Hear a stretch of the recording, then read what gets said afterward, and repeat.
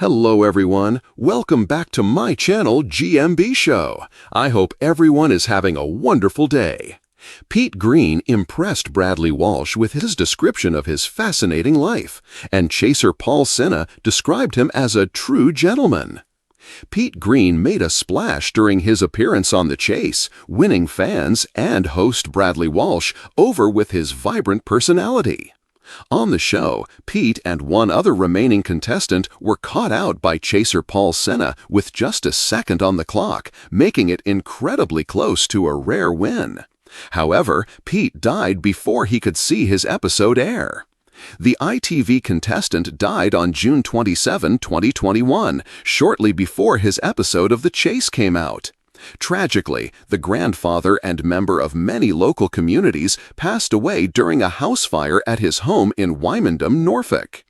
In a statement released at the time, Pete's son Ben shared that The Chase was on his dad's mind up until his untimely end. Dad was so excited about the episode, he talked about it daily up to the filming and then every week after, he said, according to The Sun. Pete's family released another statement, sharing via the Eastern Daily Press, "You touched so many lives and leave us all with the fondest memories, which will carry us through the tough times ahead." A much-loved character across Wymondham, reenactment, and steampunk communities, to name but a few. Father of 4, grandfather to 8, and companion to Kiki the Jack Russell. You will be sorely missed. Paul Senna, better known as the Sinnerman on The Chase, also shared a touching message on Twitter about meeting Pete on the show. Saddened to hear that Pete from today's Chase has since passed away in horrible circumstances. A true gentleman, a warm, engaging, and thoroughly entertaining opponent, he wrote. Pete was a major figure in his Norfolk town, where he acted as the town crier while also working with various groups and communities. Wymondham's mayor, Kevin Hearn, described him as an absolutely sterling character who will be a great loss to the town. He was a terrific orator, but also a great listener, and was a regular face around town.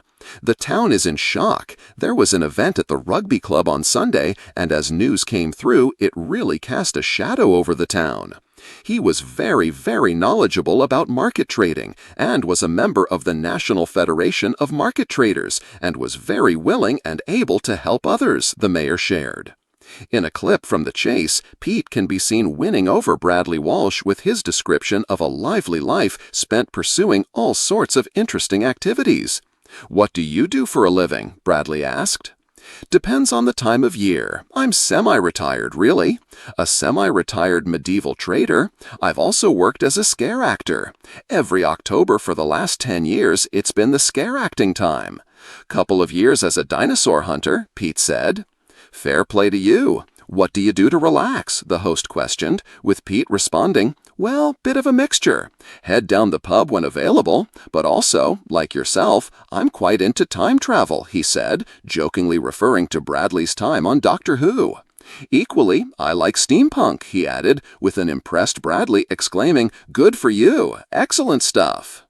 Bradley Walsh took a deep breath before stepping onto the Chase set, gripping the card in his hand a little tighter. Today's episode felt different, even before cameras rolled. They were about to air the episode featuring Eleanor, a retired nurse with a laugh so bright it had made the entire crew pause during filming. She had brought a small knitted rainbow keyring and placed it on her podium, telling Bradley, "It's my reminder to keep going even if it rains." Everyone had loved her. Everyone. But 2 weeks before the episode was due to air, the news came quietly. Eleanor had passed away, peacefully in her sleep, surrounded by her family. The producers considered pulling the episode, but her family insisted she would have wanted it shown.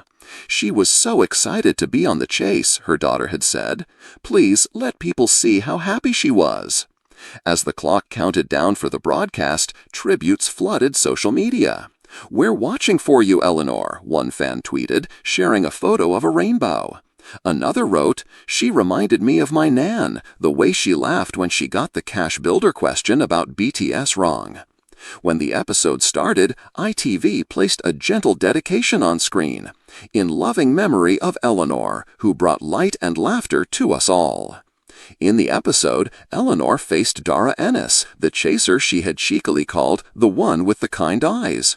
She had managed $5,000 in her cash builder, giggling with delight when she remembered the answer to who was the first female British Prime Minister at the last second. During the head-to-head, she waved her rainbow keyring at Dara after each correct answer, her eyes twinkling. "I'm doing this for my grandkids," she had declared proudly. The moment she got her final question right, the studio erupted in cheers. Bradley shouted, "You're through to the final chase, Eleanor," and she covered her face with her hands, overcome with joy. As the episode aired, Eleanor's family gathered, clutching tissues, smiling through tears as they watched her beam on national television.